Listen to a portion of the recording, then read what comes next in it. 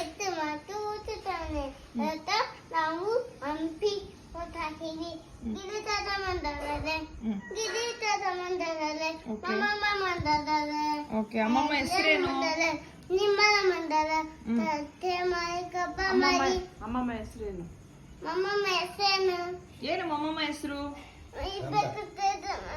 ಇರ್ಬೇಕು ಉಚಿತ. ಅಯ್ಯೋ ಅಮ್ಮ ಕೇಳಿ ಅಮ್ಮ. ಹಾಯ್ ನಮಸ್ತೆ ಬಂತು ಓದುತ್ತಾರೆ ನಾನು ಹಂಪಿ ಓದ್ತೀನಿ. ನನ್ನ ಮಮ್ಮಮ್ಮ ಅಂದ್ರೆ ತುಂಬಾ ಇಷ್ಟ.